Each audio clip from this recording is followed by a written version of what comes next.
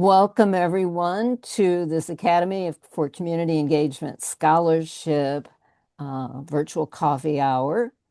And we are delighted this evening to welcome Dr. Stephen Chan from Hong Kong at Polytechnic University.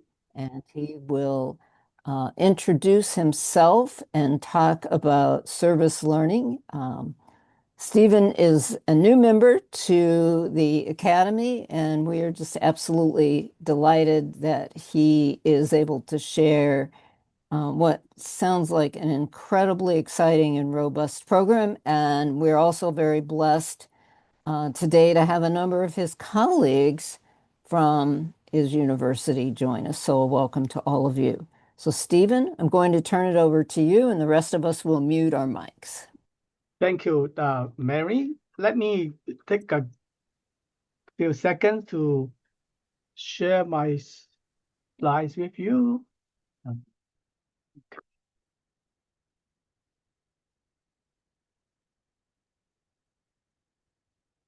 They asked me to set up the office to get this into place, to actually lead the effort to promote surveillance. So in the process, we help the academic department to develop many courses. I think at this point we have more than 70 different courses. Each year, the courses are offered 4,500 students. And I was involved in many projects. And of course, I'm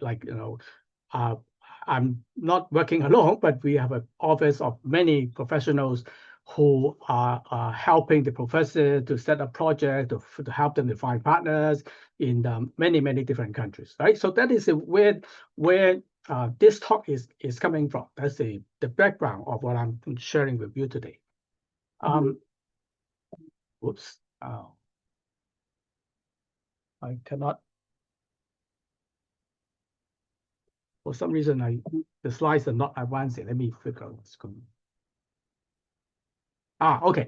So very quickly, this is the version of service learning that we are practicing, and we are heavily indebted to Professor Andy Fergal, and many of you know him, right? This is his famous bridge diagram where service learning sits in the middle, like balancing the service against the learning. And in a way, this is an integration of service together with learning as an academic activity, right? So this is really the model that we are based on. We stress very much the balanced approach of putting the two together, and that underlies everything that we do. Okay, so formally, service learning is a 3-credit compulsory subject for everybody, for all the undergraduate students at PolyU.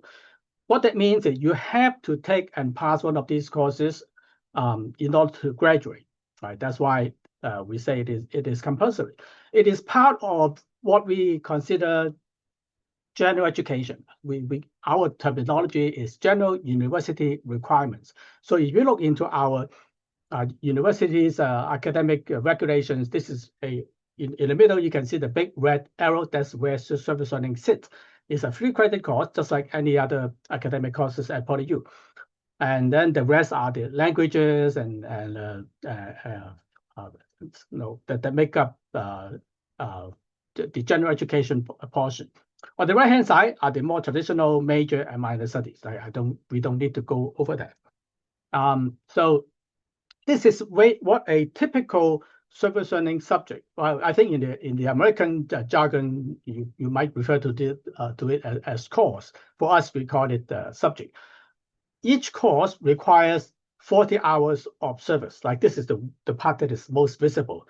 When people think about service learning, they think of this the students going into the community to render the service. And that's the minimum number of hours required is 40, right? That's the part that is most visible.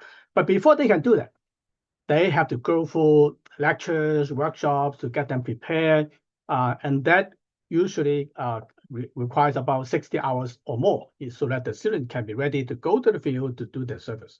And then either at the end of the service or interspersed, like in the middle, is about 20 hours of reflection. Right? This is where the students ask themselves or the teachers ask them, okay, what have you done? What have you learned? How does that affect you? Right? Does that change you in any way? And that's what we normally think of as critical to their learning. Right? Some people go so far to say, if there is no reflection, there is no learning. Right? That might be a bit extreme, but that tells you how important we think the reflection part is. So very quickly, at our university, we have developed a set of what we call our core values. Like what are the most important ideas behind service learning? First of all, it's a critical requirement. This is something compulsory. This is something that we believe all our undergraduates should at least taste a little bit of before they can graduate as a PolyU student. Secondly, we think of service learning as inclusive. Inclusive not just for those students who want to do it, like or for the better students or for the best students, which in some case, in some universities is the case for for their own program. But for us, we feel that if you are a university student, if you are a PolyU student, you should at least be exposed to service learning at least once.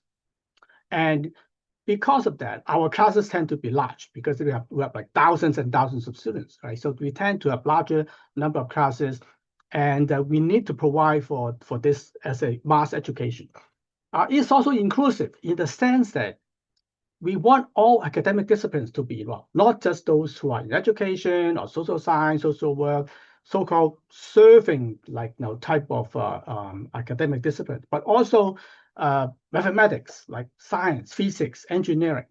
In fact, we believe that applied science is most suitable for service learning because what is engineering? Engineering comes out from science. Science is basic knowledge. Engineering is applied knowledge.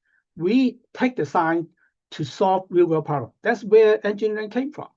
And so it's a perfect fit for service because service aims at solving real-world problems. That's if engineers claim to be true engineers, they should be aiming at solving real problems. And that's what part of our core belief.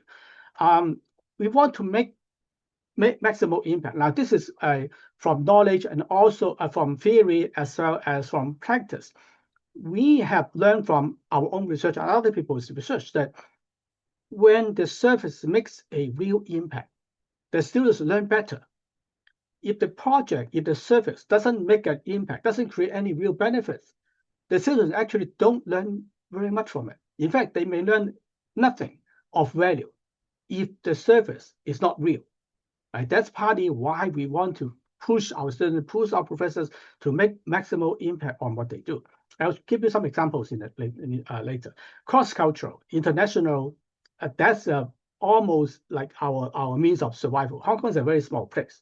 We cannot afford to just work with ourselves. So from the very beginning, we want our students to be globally competent, to be able to operate in the world stage. And that's partly why we want our students to go outside of Hong Kong, to go to mainland China, to go to the Philippines, Cambodia, to the United States, Europe, Africa, right? So those are the core values of what we do in service learning. This is just a very quick summary of how we have grown. Like the policy, the requirement went into effect in 2012. That was the first year when we start requiring students to take service learning. Of course, we did preparations for that like for a number of years before, but in 2012, that's when we got started. So you see, the numbers were very small, but we have grown. I think we believe quite rapidly. By now, we are offering at the lower right-hand bottom corner. You can see we enroll about 4,500 students. In fact, the number will probably grow to 5,000 very soon, right? In total, and you can see the local chunk has always been big. Right? That has always been the basics of service learning at PolyU. But the China part, the mainland China part, we call it non-local, and the overseas part, like that's an international countries, that part is both circles are growing bigger and bigger. Like we intend to push it to combine together to more than 50%. In fact, the president has said you should be 60%. So we are still a bit from the target. Right. So this is just a kind of a snapshot of where we are. You can see, like, we purposely put ourselves kind of in the middle of the world. So under the big leaf is Hong Kong, right? For those of you who may not be familiar, that big leaf in the middle, slightly to the left, is China, as a mainland China. Hong Kong is at the bottom, right? So that's where we are doing a lot of the service. Mainland China, of course, and then south of that is Southeast Asia. We have a lot of projects. We cover almost every country in Southeast Asia. And then we have some projects in Central Asia. We have quite a few projects in Africa, in the 3 countries, essentially, Rwanda, Tanzania, and South Africa. We even have some exchange activities with the United States. We don't have any project in the United States. So we send our students to the US, to some of the very top schools in service learning, right, to learn from the best, right? And also you see some dark blue dot, which is TDC, right? Those are our teacher development courses. We realize that we need teachers to teach service learning, right? So even though service learning is all about students doing the service, but without the teachers, without experienced teachers who can teach, the students cannot do anything on their own. After all, they are still students. They need the teachers who guide them, to provide them the training, with the background, help them to do reflection, help them to set up projects as well, right? So we need to train teachers. So we start training teachers initially within our university. Then we broaden it to Hong Kong, the rest of Hong Kong, other universities. Then we start going to Cambodia, the Philippines, Mainland China, Malaysia, to offer training courses. In fact, in the early January, we are going to go to Philippines again to run another version of the teacher development course. But those are also important part of the program. Right. Now I'm gonna take just one project to show you what it is about, how it is done. This is not a representation of every project, but this is like one snapshot on which we have put in a lot of our effort. This is a project in Rwanda, right? On the left-hand side, you can see it is kind of in the central towards the east of Africa, and a little bit close to Lake Victoria. You can see the blue dot right on the equator. That is Lake Victoria. Rwanda does not sit on the shore, but quite close, right? You can see a little dot. So Rwanda is actually not a very big country in the world stage. It is a very small country, but it is already 20 times bigger than Hong Kong. So you can see how small Hong Kong is, right? On the upper left corner is the flag of Rwanda. It means something. I don't have time to explain to it. It has something to do with the genocide and the rebuilding after the genocide, and that gives you a hint. That's one of the reasons why we invest so much in Rwanda, because when we take students to Rwanda, they learn so much. Not only because it is Africa, people are black, we are kind of yellow, different language, different beliefs and everything, but also because of the genocide. And not only because of the genocide, but also because what they did after the genocide, after 800,000 people died in 3 months, then the country started to rebuild. They start to reconcile between the tribes, and they start to help people to forget about, not to forget about the genocide. They want people to remember the genocide, but to forget about the hatred between the tribes, and to start reconciling with each other and start to rebuild the country. And that's a part that we want our students to learn.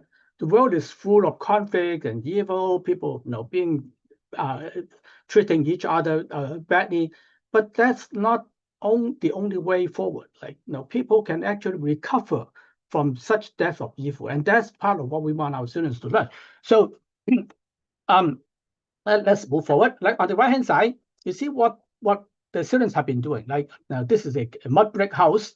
You can see the outlines of the mud brick. Now, those are not real brick, right? Those are just dried mud. Think about it. If the sun is shining, the weather is hot, the bricks would be fine. But as soon as it rain, you can imagine the mud start to melt, right? And that's the kind of dwellings that the most people in the countryside in Rwanda are living in.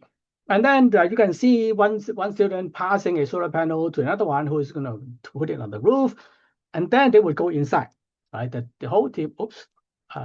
Okay.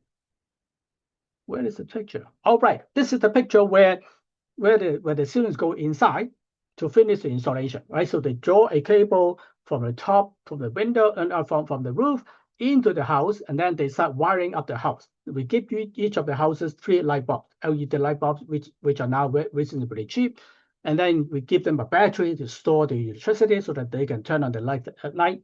So that's really the gist of what they are doing, right? But you can see that it's a challenge, like for students to climb up a ladder, to attach the light bulb to the window, to draw the cables, and they have to work together with local young people. These are local volunteers who are more or less of the same age with our students.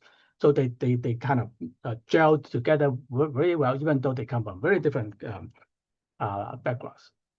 Back up a little bit, right? This is what Rwanda is like. So it's not a big country, but it's big enough so that you have to travel hours and hours to go from one place to the other. In the middle is Kigali. That is the capital where you can find restaurants and hotels and everything. So that's really where our base is. But the work is mostly done outside of Kigali. And now on the left-hand side, actually center is the airport. That's where we land. But the work is done way outside. You can see two batches of colored dots. On the lower right-hand side is a big chunk, I think, with hundreds and hundreds of dots with colors. Right? Those are color-coded. That's where we work in 2024. And in the upper right-hand corner is a smaller cluster, very, very dense. There are also another hundreds and hundreds of clusters of houses where we work for about 4 or 5 years before we moved down. But actually, this year, in 2025, we had already moved on to another site, now to the south of the country. By the way, it takes about 2 hours driving from the center, from the airport where we land to the site. So you can imagine there are a lot of logistical challenges to figure out where do you put the students. We need some decent hostels or inexpensive hotels where they can get a clean room, get food. You cannot get the type of food that we are comfortable with in the countryside. That doesn't happen. So how do you feed students? How do you transport them? A lot of places have no paved roads, right? Those are some of the challenges that we face when we get there. And this is a kind of a more detailed map. You can see each dot is a house, right? There are about 400 dots there. And you can see the terrain, it goes up and down. And that's now part of the challenge. Our students have walk and up and down, and they carry the heavy equipment like the solar panels, the batteries, and everything. And they work together with the local youth volunteers, right? So that is a great opportunity for them to mix with people, interact with people, work in a team. They learn so much from that experience. And this is part of it, as part of the scene in the morning. We are just right outside a local primary school where this is our gathering point. So the minibuses took them from the hostel to here. And then all those in green are the students. Those who are in the purple gray are the staff. Some of them are professors, some of them are teaching assistants. And then there are also a lot of local helpers from our partner. Our local partner is called African Evangelical Enterprise, who has a great network. They serve all over the country. They connect us with the local government, with the village, and help us to solve all kinds of problems. So all of those things have to work together in order to make this kind of project work.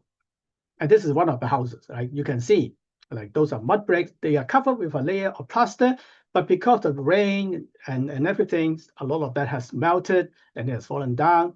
And so they have to spend a lot of effort just to keep the house intact like this. Right? That's part of the challenge of living in Rwanda. And you have seen this. This is what is going on inside. So that's pretty much one project. Like we have a lot of other projects. This is about computer science, one of the strong points at PolyU. And on the lower right-hand side, a very interesting project. The students, this is a classroom in the Philippines, like in one of the underfunded schools. The kids in the white t-shirts are the local young kids in primary school. Those who are bigger in the green shirt are our students, right? And what they are doing is our students are teaching these kids how to learn to use AI, to train an AI to recognize things. Like some of these students, you can see they have blindfolds on themselves so that they can learn how a blind person would function in the world. Imagine if you give us a box string to a blind person, how is that blind person going to know what is inside that box? We can see, read the label, we can see the color, we can see the photo of a apple, for example, for an apple or an orange. So we know, oh, this is orange, this is apple juice. But for a blind person, how can they tell? So these kids are learning to train an AI to take a picture of the drink, analyze it, and say, oh, this is a apple juice, this is orange juice, right? This is a way for our students to teach the little kids about technology, right? Leading edge AI. At the same time, also how to use technology to help people who are in need. So you learn so many things at the same time. You learn about technology, you learn about real world problems in the developing countries. You learn people who have handicaps. You learn how even a little bit of technology can be very useful for people. Right? You learn to empathize with people. You also learn you are also very powerful. Even undergraduate students who have not yet graduated, they can be doing something that can create real benefits. Some students come back and tell us, now I know why I have to study. Because if I don't, even when I want to help people, I don't have the skills, I don't have the knowledge to help other people, even if I want to, right? Those are real words. I'm not creating, making up this word. These are real words from our own students. So again, on the top, you see other type of projects. Because of time, I'm not going to go through too many of this. This is something very, very interesting. This is about fashion and textiles. And the people you are seeing modeling those clothes are not models, right? Those are recovering mental patients.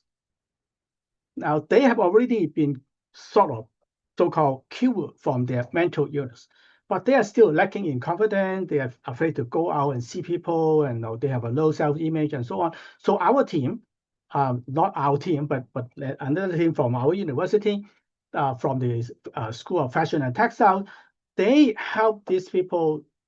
Of course, they train our students to help these people to design their own clothes, and they even create a runway so that they model their own clothes. They hire professional photographers to take nice pictures of themselves and give it to them to help them to rebuild their own confidence. This is something very, very attractive and also receiving a lot of attention.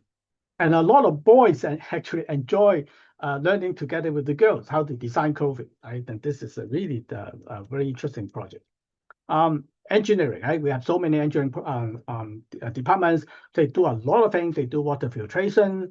They measure the air quality, inside the classroom, inside somebody's home, how to improve the circulation in the house and that kind of thing. And they do it in many countries. And on the upper right-hand corner, you can see like those are big water tanks that one of our teams had built up in Cambodia. Like in Cambodia, the problem is not a lack of water. They have plenty of rain, they have a lot of lakes and rivers, and they have water, but the water is not clean. Right? So how do you clean up the water so that it's more suitable for drinking? On the upper middle, you see eye inspection, right? It turns out in developing countries like the Philippines, Cambodia, there are very different eye issues. In Hong Kong, everybody has to wear glasses like me. Like I think 99% of our students wear glasses. we are all short-sighted. When the team goes to the Philippines or to Cambodia, they found that very few people wear glasses, not because they cannot afford it, because they don't need it. That's quite surprising. In fact, it should not be so surprising, right? Because they live in a very different lifestyle. But instead, they have other problems.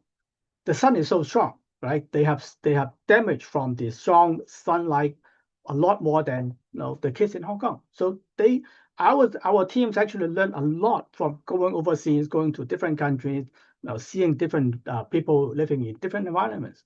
And that's one of the things that we benefit from service learning. Like, we are not just serving people, we are also learning. Not just the student, but the professors themselves are also learning.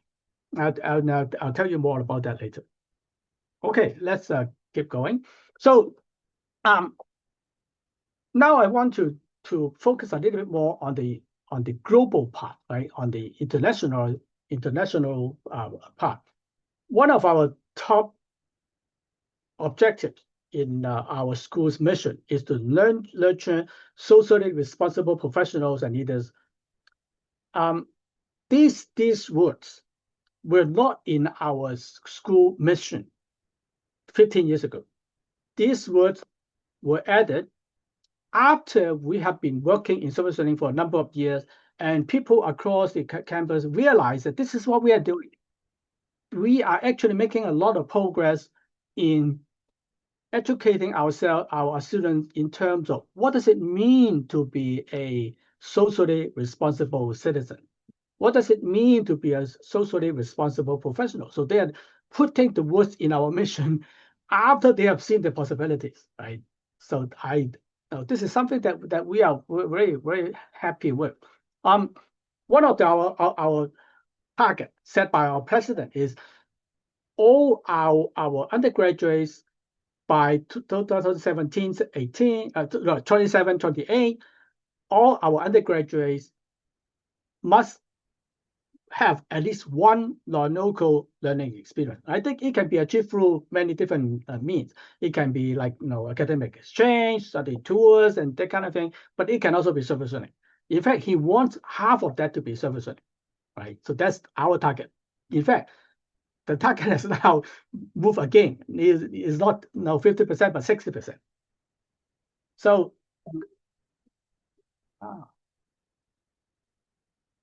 okay. Right.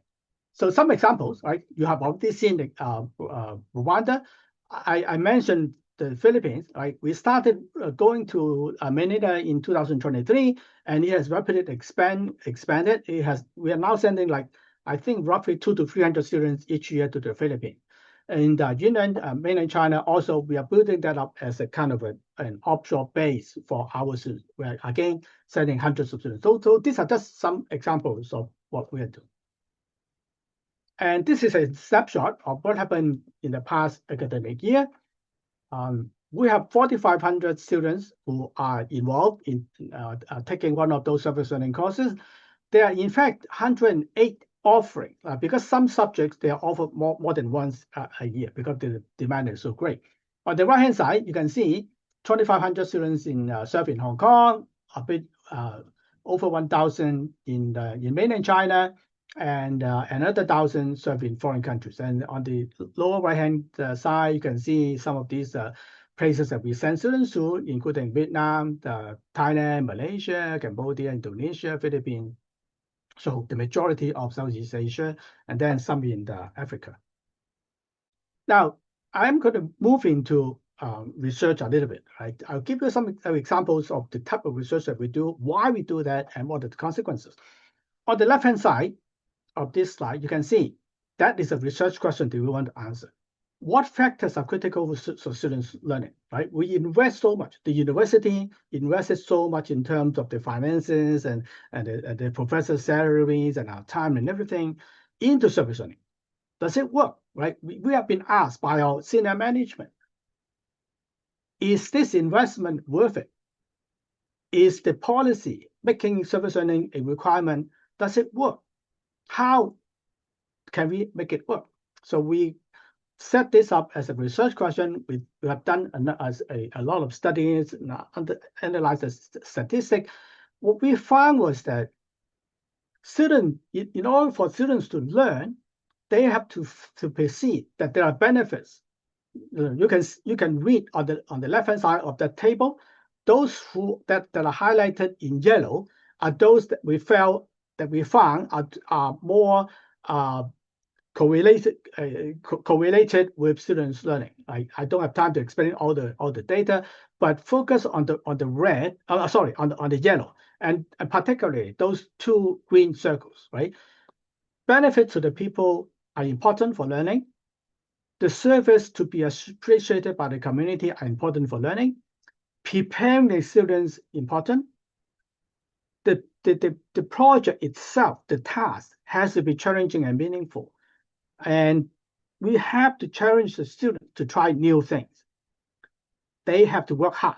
If they don't work hard, they don't feel they have fulfilled. The project is fulfilling unless they work hard, right? So as a result, the results are published in respectable journal. This is a journal for higher education outreach and engagement, right? So that is a research output. That is part of how we contribute to the research performance of the university. That's how we help the university to rise up in the rankings. And that makes our management very happy. That makes everybody very happy, in fact. But at the same time, we are also taking this knowledge. This is something that we discovered, that we learned from our own research, from our own data, into improving the way that we teach. So we are now stressing very, very much on the word challenging. Is it challenging? Is the project challenging? Is the project meaningful to the people? Does it make a real impact? Right. So those are the things that we focus on. So our research is informing our own teaching, at the same time contributing to research output. So another example, how can we help students to learn? Now, one of our challenges is that because it is compulsory, some students who take servicing may not be doing this willingly, right? They may actually be reluctant. So we are a little bit afraid from the beginning. What happens to students who are reluctant? Will they be so resistant to it that they don't learn? What we found was actually make us very happy, because we realize that by analyzing the data, that the students actually don't learn any less. That's very, very encouraging, because now that means you can turn those students, even those who are reluctant, you can actually make them learn. You can even help them learn, right? So again, on the right hand side, there is a piece of publication, there's a paper in a respectable journal. On the other hand, we also feeding back into the design of the course, the design of the project. We have to provide the student with a good learning experience, because this is really critical to their learning. If they have a good learning experience, and this is under our control, right? We cannot control our student motivation. We cannot control the attitude, at least not until they come into our subject. But if we can provide them with good learning experience, we can actually change their minds.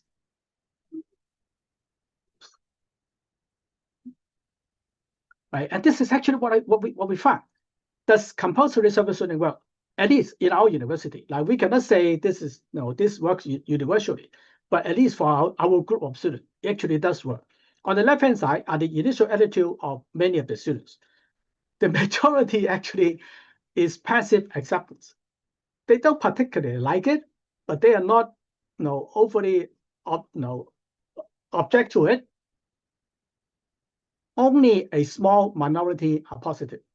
But afterwards, the majority of students actually turn positive. And that's very, very encouraging, because that tells us that that is something that we can do to change their minds. Now, this is really very unusual. I think those of us who are in education would know that, right? You can teach the students skills, but it's much harder to change the attitude. But in service learning, we have a pedagogy that actually make that work. Again, publication on the right-hand side, and then at the top, it affirms the decision originally to make it compulsory. That makes our management very, very happy. Again, I have to qualify this because the research was done on our students, right? That doesn't mean that it will work the same way when it is a different university, different country, different culture. The students may have a different prior experience, right? But at least it works for us. Oops. Okay. Now I have to move quickly because I want to give some time for people who might have some questions. Here is another piece of research on the longer term impact. By longer term, we mean about 1.5 years after graduation. There seems to be some impact. Right? Again, that's something really positive, and it affirms our commitment to compulsory service. Now, this is something that we don't see very, very often. What about the teachers, right? Service learning, very often we focus on the student, but without the teachers, nothing can be done. What have we done in terms of the impact on the teachers and their attitude towards service learning? In particular, reflection. We are interested in reflection because it is so hard for many, many people, particularly for those of us who are not familiar with the practice, like from science and engineering. I studied engineering for like 10 years, from undergraduate to PhD. I've never heard of anybody using reflection in our teaching, research, no? So for me, this is something new that I have to learn. And we actually discover quite a bit of variation in terms of how teachers perceive of reflection. And that seems to have an impact on how they use reflection, right? Again, if you're interested, please read the paper. But it does help us to design design reflection in our teaching, right? Because now we understand what are some of the differences and what that represents in terms of teacher perception. This is something that we are just beginning to probe into. What motivates students? What helps them to become passionate?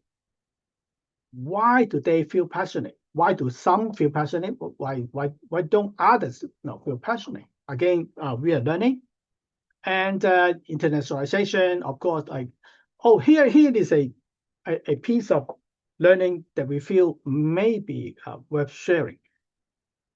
Originally, we felt if we send students to an international project, like send them to a foreign country like Rwanda, right, or Philippines, Cambodia, then they will learn automatically. We don't really have to do a lot, right? We just send them there, put them in a challenging environment, and they will learn.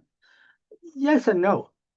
What we found was that they learn a lot about intercultural competency, right? How to deal with people from a different culture, different language, and so on and so forth.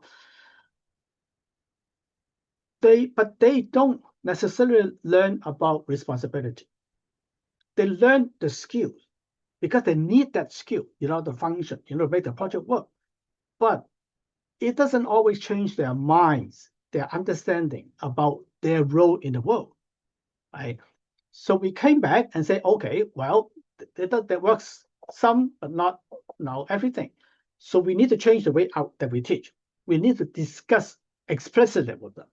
What exactly does global citizenship mean? What does it mean to be responsible?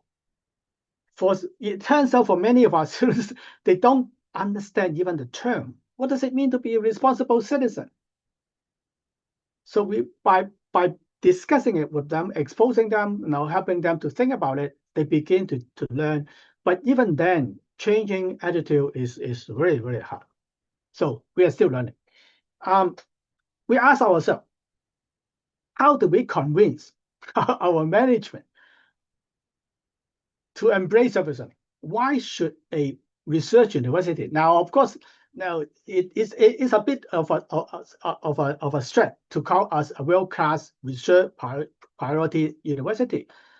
This is kind of a goal, right? We are going that way, like it or not. Our university wants us to go in that direction. We want to be excellent, world-class in research. then the question is, does service learning has a role to play in such a university? Right? What makes it worth giving them academic credit? What makes it worth the while of the management to invest so much money? Well, by making service learning credit bearing, they are actually investing a lot of money because they have to pay the professors, they have to use the classrooms and all the facilities in order to teach, right? So credit is money. After investing so much, what does a university gain from it? We owe it to ourselves to answer those questions. Well, first of all, we want to make service learning as rigorous as possible, as just like any other academic courses, right? That's again, I don't have time to go into details. So that's one thing that we work very, very hard on. And we also demonstrate that we can reach a high level in research. Right? This is a research award from IELTS. Many of us are familiar with it, but in case you are not, like IELTS stands for International Association for Research on Service Learning and Community Engagement. And several years ago, they actually gave us an award because of the research that we did. So we are recognized. And that's very useful in convincing our management that what we are doing in service learning, including the research that we do, is of a high quality. So we do a lot of research. We read other people's research. We do our own research. We apply to our teaching. We also publish in conferences and respectable journals. We do everything that any self-respecting academics would do, if not more. And we also organize conferences, apply for grants, apply for awards, and so we do everything. And this is just a kind of a graphical depiction of what is happening. Now, the lower colorful curves are all about service learning. Like we started with teaching students. We also do a lot of research. We organize conferences. We train teachers. We put a lot of effort, a lot of resources into service learning. But at the same time, the university is rising up in terms of ranking. That's the kind of picture the university wants to see, right? Service learning does not distract, does not contradict this university's emphasis on research. In fact, the two can go together, hand in hand. That's a very useful way in convincing our management and everybody on campus that not only does it not distract from what the university wants to do, in fact, it helps the research university achieve that. And this is the kind of part of the proof, right? Those are real data from some of the most popular ranking agencies like QS, the THE, US News. The ranking, our university is now ranked in the top 100 in most of the ranking agencies. In fact, Hong Kong has been making it a big thing that we have 5 universities in the top 100 in many of the ranking agencies. Right? So Hong Kong is really, really working hard. Not just our own university, but the whole Hong Kong higher education is working so hard. And we got an award from Times Higher Education for the teaching and learning strategy. Of course, this is all about service learning, like 3 years ago. And we also got another award from QS that was last year, 2024, on sustainability education, right? Action, specifically action about sustainability education. Right? Again, you can see all the projects helping with energy, helping with electricity, and improving the living conditions, and so on, and also education, of course. And this is a conference that we organized only 1 year ago, right? I think some of you may recognize Andy Ferkel, right, from IELTS, and one of our very respected pioneers in service learning.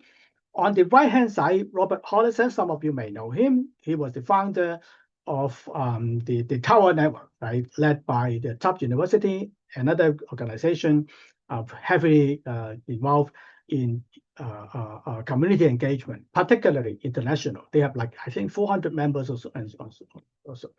In the middle, you have the president of the University of the Philippines, right?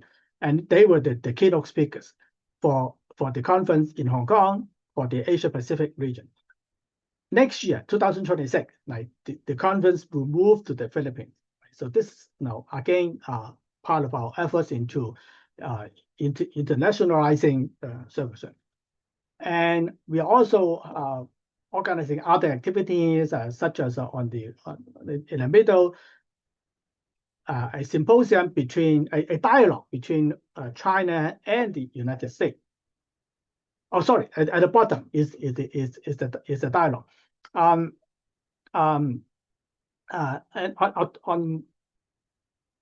okay, let me just leave it at that, right? And these are all other activities such as teacher development course that I told you about in the middle. That is a kind of a Greater China Service Learning Conference. And that is a long name. But essentially, it is about Chinese-speaking researchers and teachers coming together to share the experience. Of course, the working language is Chinese in that conference. Okay, so we kind of write up our experience in a book, which is available online for free. If you want to buy the paper copy, I think it costs you like something like about $30, right? If you want to buy the paper copy. All right, and finally, just some final thoughts. What does service learning really do, right? When I sit down and think about what has been going on at PolyU, like the whole university and particularly our office, we've been working so hard. Why are we working so hard? Why do we feel this is so important? I try to summarize it in three things, three ideas. First, service learning makes learning real and meaningful, right? Particularly for the students, but also for the professors. Secondly, service learning helps the students to understand, to know themselves, what their values are, and what they want in life. Finally, service learning is now becoming a common thread that unifies everybody. Of course, all our undergraduates participate in service learning. In fact, this is probably one of the most memorable things that they have done in their undergraduate studies. But it's not just that. From the top, from the president to the VPs or the dean, department head, everybody has a role to play. In fact, both our presidents in the past 15 years have been going to visit students in the field. And when they come back, they become so enthusiastic about sharing their experience, talking with the students. So this becomes something that unifies the whole campus, right? For me, that kind of summarizes why service learning makes us so passionate, makes us work so hard. And at the bottom, you see some links where you can find out more information, right? So with that, let me stop. I had already used too much time, and I hope to leave some time for people who might have some questions, comments, feedback. Thank you. Thank you, Mary. Thank you, Stephen. And I know Lou has a question. Lou, why don't you unmute and ask your question? Actually, I wrote my question in the chat. So let me ask and just give some additional information. This is a great presentation, and I'm really impressed. I have worked a lot with the People's Republic of China, Chinese agriculture universities that are now required to have extension programs that include working directly with local communities within provinces. Have you worked with any of the Chinese universities on this extraordinary portfolio of opportunities for them in service learning? Yes, yeah, indeed.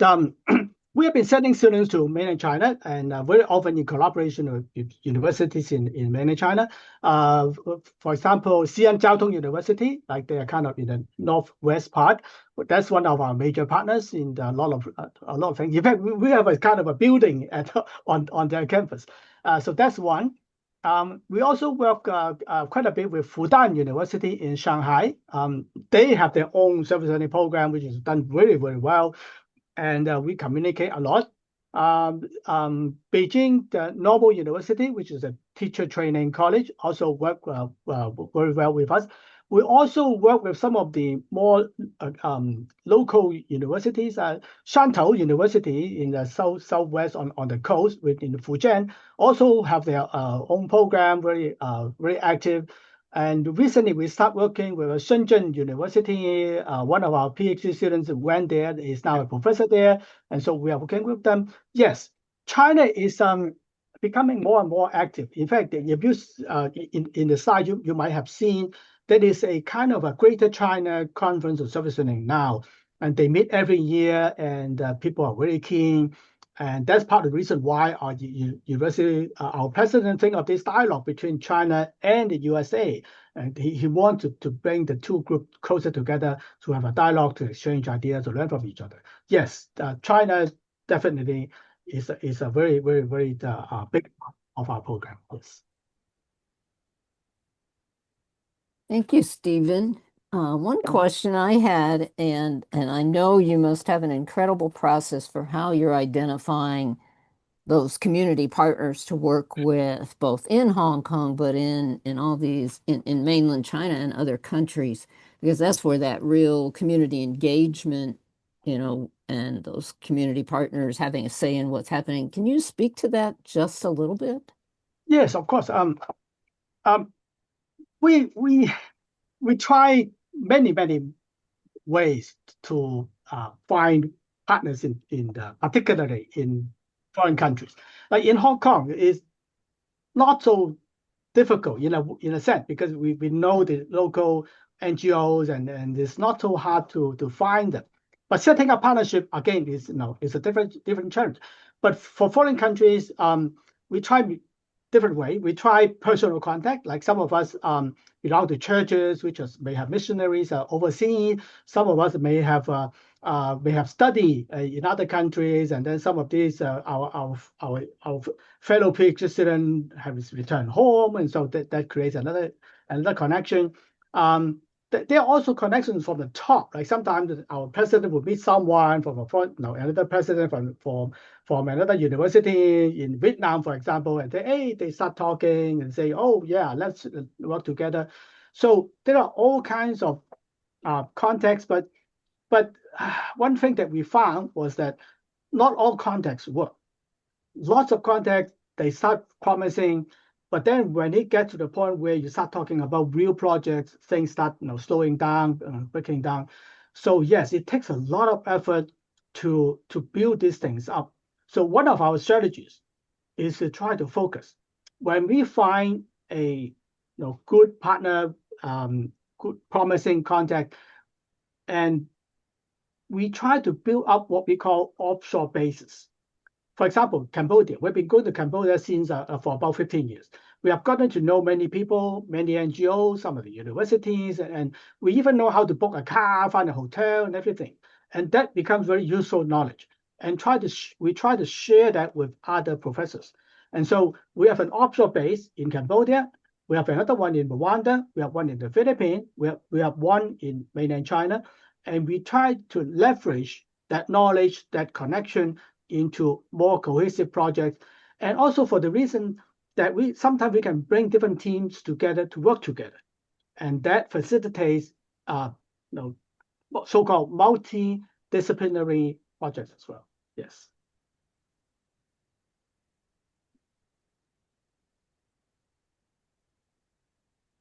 Stephen, this is Suzanne, and I know our time is up, but do you feel that the students understand or can articulate what it means to be a socially responsible citizen? To be honest with you, I'm not 100% confident. I have to admit, we don't talk about that enough in the university, at least in our university. We are very keen on the discipline, studies about solving problems, about AI, about being at the forefront of the technology and everything. But we don't talk about citizenship enough. We don't talk about social responsibility enough. In fact, that was one of the original arguments when we wrote the proposal to make service learning a credit-bearing course, a required course.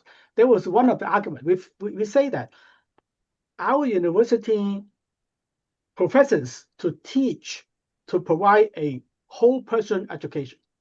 Mm-hmm. but that is very little about values, very little about being a citizen. It is all about problem solving, cognitive ability. That is very little about empathy, about understanding people, interacting with people. And I think that's part of the argument that convinced the university that, okay, service learning may be able to play a role in fulfilling that. But as successful as we have been, it is only one course. Each undergraduate student takes about 40 courses in order to graduate. Only one is dedicated for service learning.